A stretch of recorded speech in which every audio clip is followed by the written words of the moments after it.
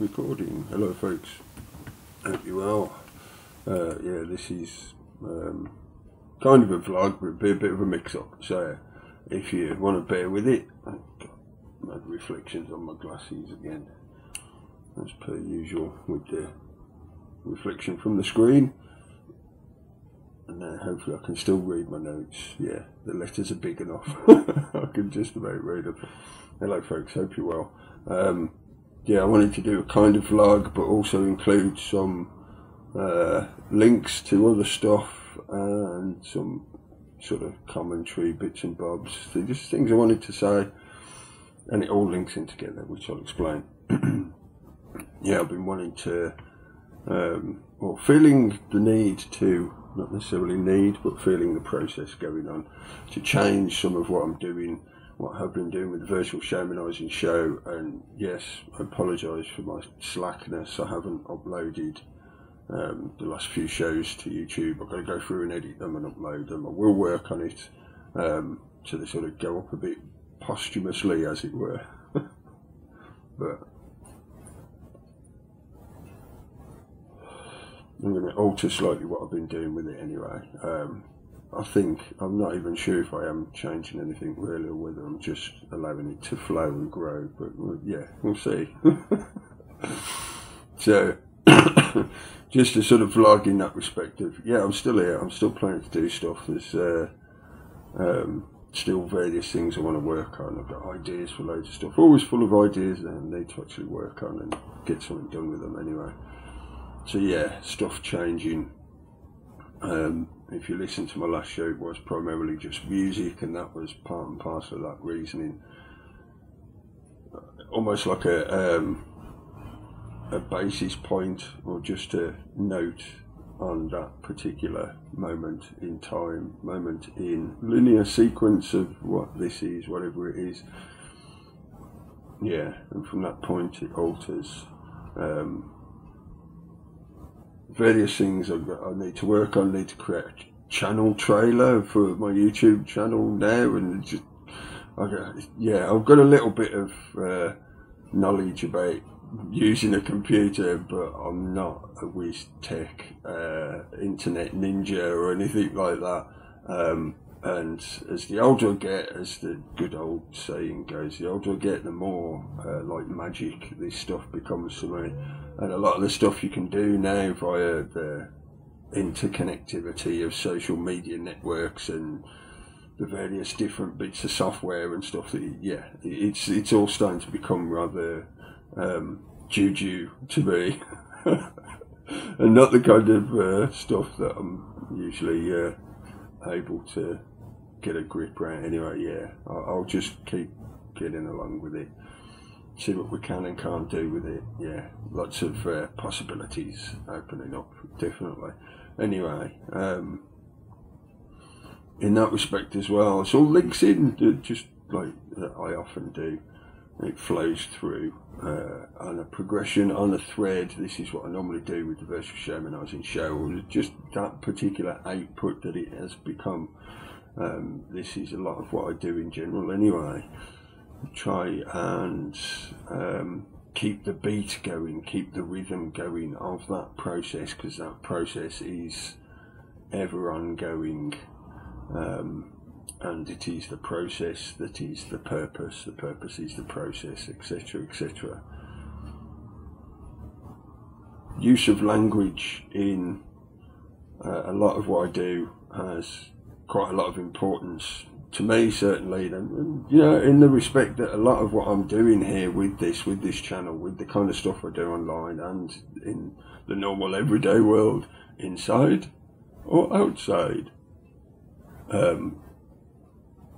yeah, a lot of this stuff revolves around the use of language and the importance of at least having some comprehension of what it is you're doing, and how you do it, how you utilise it. I don't claim any great ability at languages. Like I often caveat myself, I'm not an expert, I've not got this, that or the other, whatever qualifications that people feel a need to have, some kind of stamp of authority on stuff. Yeah, I've got various qualifications, whatever, but in the hierarchical meritocracy that seems dominant in a lot of this social media stuff, and certainly when it comes to the truth movement, it is almost like they often use the phrase elephant in the room when they talk about things like the big conspiracies. Oh, people don't want to talk about that, it's the elephant in the room. But in the same manner, that hierarchical meritocracy in the truth movement is the elephant in the room for the truth movement, or for the activist movement, or whatever you want to term it as. But that outpouring that has become that whole genre of social media activism and seeking the truth, it's a very long spectrum. But yeah, I'm diversifying, digressing as per usual. But use of language, yeah, it's something that is very, very central, core to a lot of what I do. Most of it comes down to the simple fact of communication. Everything we do in one way or another is a form of communication. The mere process of energy transmuting from one form into another is a process of communication from the first form to the next, etc., etc. That in a symbiotic cycle is intrinsic to just everything. Yeah, I can't simplify it any further than that to debase it into very simple terms. So communication is a vital core concept, principle and topic to get into, and how you communicate. Communication is much more than verbal. It's part of the reason why I don't like to wear my glasses when I'm doing this, because you can't see my eyes because of all the reflections from the screen on the glasses, and vice versa. Why? Unless I'm doing something silly for some reason, I don't wear sunglasses like a lot of people do. Things like that. For those people that are concerned about the biometric data scanning and databasing and data mining, they do that anyway. They do that on a regular basis. If you haven't figured that out by now, you know, so trying to hide yourself in that manner, it's a bit of a moot point. It's pissing into a hurricane. Unless you go to great lengths. But anyway, yeah, again, digressing. So use of language is a topic I want to address further. I might create a separate playlist or something and start collecting together bits and bobs that I consider interested in that respect. But I also wanted to make commentary on just one thing in particular I saw recently, but it all adds into this whole process that I'm trying to progress along or describe.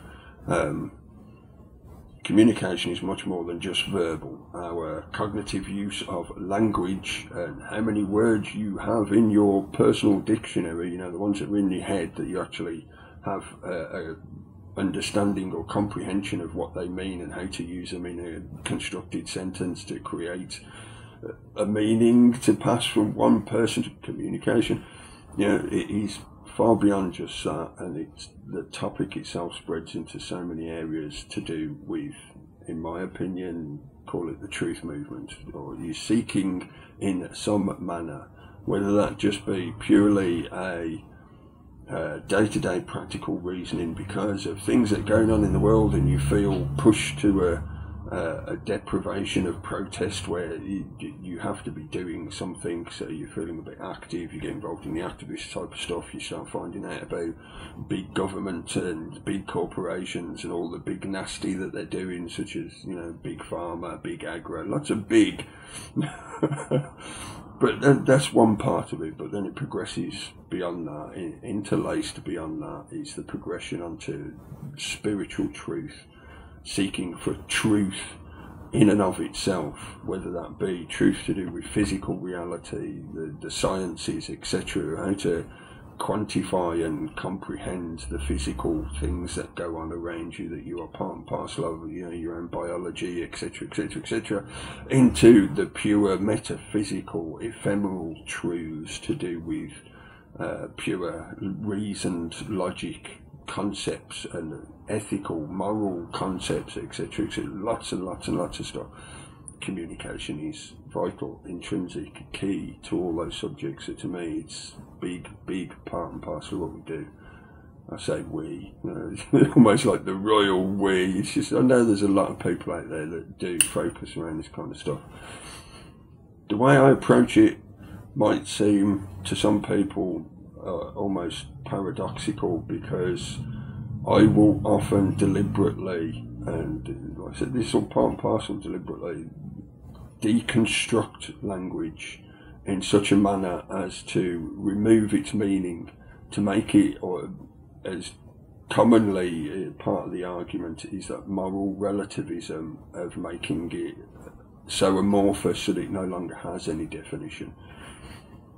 I'm not unaware of, as I say, the seeming paradoxy of that, the hypocrisy of that, because I myself am using language which requires you to have a certain meaning attached to each word so that you can comprehend what it is that I'm trying to say to you. Hopefully, if I say it right, if I put the words together right. So therefore, I myself am using defined meaning, while at the same time I'm using that defined meaning to deconstruct defined meaning. The reason I do that is hopefully, from my point of view, because this is my perspective always that I'm presenting, I may reference facts or whatever, but this is me projecting outwards, and yes, I'm very aware of the reflective nature of that. It's a symbiotic process. We're communicating here, hopefully. I try and point out the objective and the subjective together to make it more obvious, hopefully, for people that it is the two combined. It's not that one is right and one is wrong. It's not that you can have one without the other. It's not to, disprove that that moral relativism as an example of there is no wrong in the world. There's just lessons. That's one of the other things I'll reference in a bit. It's not to deny that there are those definitions, but it's to hopefully help people expand the blinkers on their mind to see that there's a lot more that you should reference in context to be more objective, but also at the same time to not deny the intrinsic linking that you have. You are a human being having a human experience. If you weren't, you wouldn't be looking at this. There might be one or two cats out there watching this because their owners left it running in the background. Meow, meow, meow, meow. But that might set my cat off as well, really. But you get the point, hopefully. So I'm not unaware of the seeming hypocrisy and paradoxy of what it is I do in that approach, and I approach it from a very artistic point of view. I do not, even though I can, and I do sometimes reference very scientific ways of looking at stuff, or defining stuff, or comprehending stuff. And I will often, very often, refer to the use of logic, the use of reasoning, the use of objectivity in that respect, of being able to coldly look for facts and details such that you can construct a hypothesis from that point, etc. Yes, I will do that, but as I say, my reasoning for the way I approach the use of communication and language in that way is to try and help people not get stuck in one side or the other. We can't sit on our arses and just think of unicorns and fairies to make the world better. At the same time, we can't define the world purely in terms of utilitarian, physical, empirical stuff. It's not. It stretches beyond that to areas that we don't truly have good conscious comprehension or ability to integrate into this physical existence, this physical experience of day-to-day life. It's just my perspective on it. I think hopefully you will get where I'm coming from. In that respect, I'll give you I'll put a link in the info box, so hopefully it will show up as attached to this video, to a video from Rocking Mr. E. Not looking at it currently on the screen, so I'll just go and look at it again. I think the title was "What is a Libertarian?" and it's him going over that definition or concept of the philosophy, ideology, perspective that is a libertarianism. I reference people to that because, as an example of that, is a very good and concise description. That's why I like Mr. E's stuff, the way he puts it together, the way he presents it. It's very good and concise description of that concept, that ideology, that perspective, that political philosophy, if you want to call it that, but it goes further than just being political. And I like referencing his stuff, but it's because it's a good way of referencing that, understanding the language you're using to describe the concepts you're trying to express from one to another, to communicate. So if I want to describe quickly, in a short sentence, this concept to you, I would use the word libertarian, and hopefully if you've also looked at this stuff, you would understand the kind of concept I'm talking about. So the whole point of language in that respect, the whole point of words such as often the isms, is to help you codify and simplify into one word something that would take a few hours conversation. So we use them, that's utility, that's part and parcel of the process. And Rocking Mr. E does that very well with his videos, so I'll reference you to that link. Just to add, like I said, it's been a process for me recently for the past week too.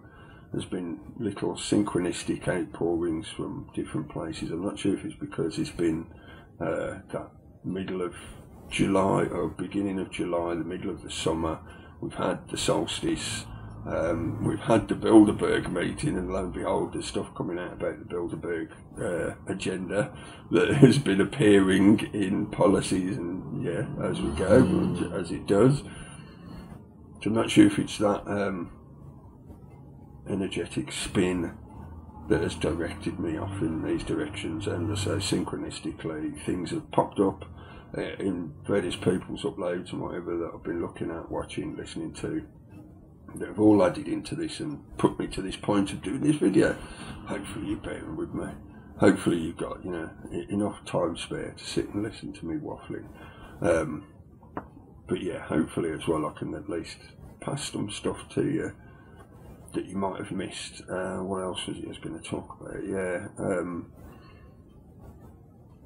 sort of linking into this, and as well to add to that dichotomy, that paradoxical view, not to dilute the cognitive dissonance, but just to, if you're seeking, if you're trying to get comprehension, you're trying to find your path through that process, then dealing with that dualistic point of view is a big part of that. And going over that whole subject topic matter, reference you to upload from today from Ron Van Dyke about it is the idea of right and wrong, an archaic concept. And if you watch the video, listen to what he's saying, and read some of the comments, hopefully you'll understand why I'm referencing that into what I was saying about use of language, etc., etc.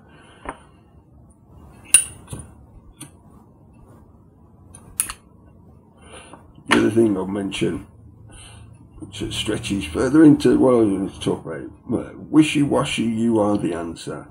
This was a comment I saw posted to a video that was put up by Keelan Balderson of White Shot UK. I'll put a link to that as well in the info box. This is interesting conversation between him and another YouTube user called Heretic, who's also fairly active online, doing various stuff as well. But I just found it interesting listening to it and reading the commentary of their conversation, and it left me with that point of the question of UKIP is, for me, my point of view, is that you're still attempting to use the system against the system. I'm not saying that's not impossible. I'm not saying people shouldn't attempt to do it. I just think it's a bit like pissing into a hurricane. You're not really going to get anywhere with it in the long run, because when it comes down to it, it is down to you, the power of you. I know a lot of people find that whole concept too wishy-washy, because they want leaders. They want somebody else to take charge. They want somebody else to tell them what to do. This is all a big, big trap into the whole nationalistic mindset that has led to so many situations throughout history that you can look back on. Yeah, and as he says himself, the horror that was the French Revolution, when it was grinding towards its end, and you had the absolute extremism of things like the Robespierre situation, etc., the bloody end that ground to. Yeah, that's because people are demanding leaders to lead them, and when you do that, somebody always steps into that role. When you go out looking for them, there's plenty there who will readily step up and say, yes, I know how to lead you, you do this way and this way and this, you do this, this and this. You're giving over your authority again, and the situation in Egypt, I think, should be referenced a little bit in that respect. But yeah, I'll put a link to that video. Go and read the original article as well, which I think was put up by Tom Secker and Keelan together wrote the article, I think. But you'll find the links via his video. So, but the wishy-washy "you are the answer" thing just made me think, I feel you're missing the point a little bit here, because when it comes down to it, it is down to you, your power, because you're the one that enabled them or authorised them. If you do choose to have a leader, then that means you are saying to that person, we want you to lead us. So therefore you're passing over authority to that person. So the authority began with you.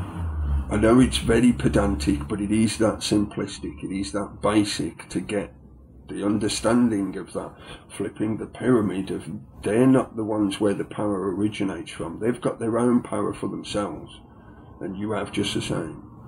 I don't believe in that hierarchical power structure, the Weberian power structure.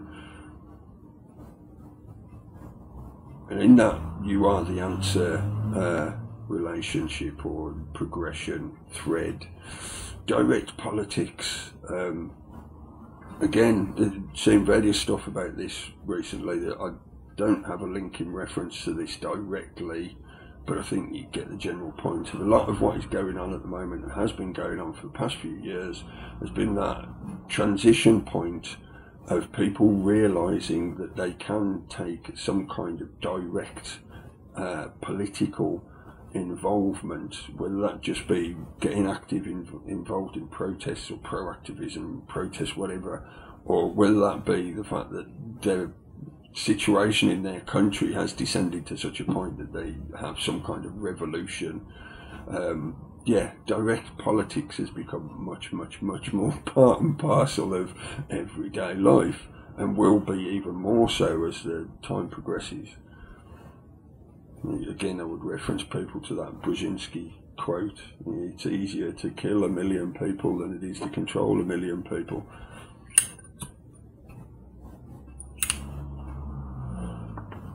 But when you start realising that you are the answer, as the Egyptians have realised that they can't trust the governments that are being put in, democratically elected puppets, so they have to go back onto the streets again. And as they've discovered, all part and parcel of most of the situation of what's going on at the moment with these various rebellions or revolutions, people have realised that they have to get on with it themselves. If they can't provide it for themselves, they have to provide it within their local community. You know, they get together and work together to grow enough food to feed each other. All these different emanations of the fact that the job that used to be fulfilled by what is called government, that state system, is falling apart. That machine is falling apart because of the direction that the people who have been primarily steering it have deliberately taken it. It has been crushed into the rocks on purpose.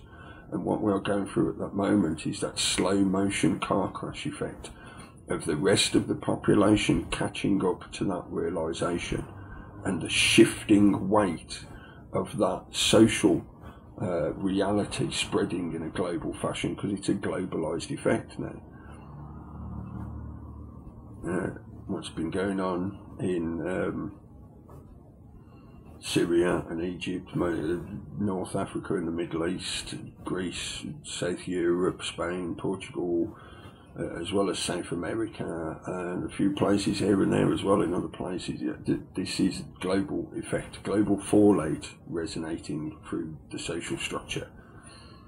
In that respect, and one link I will give to you is one of the latest ones from Storm Clouds Gathering, Instruction Manual for a Revolution. Worth checking out. Some links in there for some interesting reading material. Direct politics. You are the answer. You getting involved in what I would call real politics, which is not the puppet show that becomes some kind of parliamentary system in one form or another in whatever country, but the actual direct politics that interacts into your own daily life. That does eventually extend in a networked chain to a global effect, but it begins from you and your locality, your area, the way you live in, your family, your tribal grouping, your societal grouping, etc., etc. So getting involved in your own local level, even if you're addressing things that are global topics, it begins in your local level. So yeah, I'll give you a link to that, because that's worth watching and checking out. That leads me to the one other thing, the unionisation. This is something that for me, again, has been a bit like the political question. It's got to a point where unions are pretty much toothless, and a lot of them now are quite happily in bed with and embedded by the political state system. The bloodlines system, the machine, the agenda, however you want to view it, trying to not get too drawn into the dichotomy of us versus them, rich and poor, etc., etc., because that in itself can become a trap and a distraction. But it is undeniably true that the gap between rich and poor grows immensely bigger. We are returning back to a pharaonic lifestyle where there are the demigod-like elites who rule us, and then there are the mass of ignorant peasant slave labour cattle that gets utilised by those elites to give themselves the lifestyle that they want. Unionisation, it's something that, again, to me, it's got to start from grassroots, from people just actively getting on with it. And in that respect, I'll give you a link to one of the latest videos from Chunky Mark, where he's talking to Owen Jones. I think his name is, I hope I'm remembering that right, but you'll see from the link, if you haven't seen already, watch it. At least he's attempting to do stuff from the inside, but he's actually getting on with it. I know from my own point of view, for what I'm doing, I don't want to try going from the inside. I don't feel I'm going to get anywhere, and I don't feel I'll be able to achieve anything that would make any lasting changes. But he is, so fair play to him, or power to his elbow, and he's talking about that simple fact that a lot of the unions now are basically toothless. It's not worth the effort, really. They need to be stripped down to their core principles again and be rebuilt again with people who have genuine passion and drive to hopefully claw back some of the privileges that the system has granted us, the poor slave labour force. But anyway, yeah, unionisation, interesting.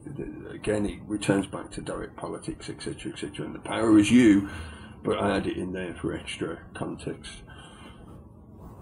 the one other aspect I'll mention about this, which sort of, again, rolls me back to some of the concepts I was talking about originally with the use of language, and that symbiotic duality and the being aware of and observing and rising above the duality, not denying it, not trying to live in some kind of fantasy that it isn't there. It is there. There is right and wrong. There is, positive and negative, however you want to describe that, in lots and lots of different forms, whatever. But in that use of language as well, and from my perspective, this is just sort of to hopefully codify and reiterate some of what I may have said in a wishy-washy fashion before. But a lot of what I do, and this is why I call myself a virtual shaman, a neo-shaman, as I've often explained before, I do not claim any kind of heritage or authorization. I've never been to any kind of shaman school or anything like that. I'm not a shaman in that respect, and I would not want anybody to be fooled into putting me in that kind of role, because in that they could do themselves a lot of harm. But anyway, besides all the caveats, I call myself a neo-shaman in an artistic fashion of I will utilise esoteric concepts and purposes and intentions, and I will talk a lot about the use of energy and audio, sonics, because everything is vibration. All things are energy vibrating at different frequencies. And in that shamanic sense, I will often deliberately, in my use of language, I will often deliberately, as I say, try and disassemble concepts, structures, labels, deliberately, to help people reconnect with that source of where all this stuff is coming from. Whether that be in a metaphysical sense of a truth of a simplistic concept, a simple truism, or whether that be in a sort of semi-physical reality of the kind of things like soul retrieval, the kind of things where you are reconnecting to things that you hadn't truly lost. You'd never really lost them, you'd just forgotten about them. As we progress through this linear experience, and as more and more biological interpretation point, the physical body gets calcified with various pollutants from this physical existence, your connection gets lesser and lesser and lesser and lesser, and the ego self gets bigger and bigger and bigger as more things from the linear experience are added onto it. It's like you collect that memory and that experience and this environment, and it all becomes part and parcel of that bigger and bigger calcified lump that connects you to the physical and dilutes and reduces your connection to the original energetic, the spiritual, the source. Often with the use of language as well, in that respect, there can be so many connotations that are automatically attached by either just general use of language, people just using words in general, personal experience, direct experience, anecdotal experience, blah, blah, blah, blah, blah. And then you have the manipulation of language, that Orwellian and the Kafkaesque control of language to manipulate your experience of your environment and direct and herd you, etc., etc. So anyway, yes, I've rambled a fair bit. It's been a nice sunny day. I hope you're having a good day. Hope you had some nice sun for a change. Yeah, there were a few chemtrails, I think, but they at least allowed some nice weather. But yeah, I've rambled a fair bit in this nice sunny afternoon. Hopefully now I can upload this with no problems. As I said, I'm not going anywhere. I'm just trying to reassess some of what I'm doing and allow it to flow into something maybe slightly different than what it was, etc. Whatever. I'll just get on with it. Yeah, hopefully you've listened this far. Thank you very much. I'll no doubt rant at you in some fashion or form soon enough. Take care, folks. In Lakesh, Alakim.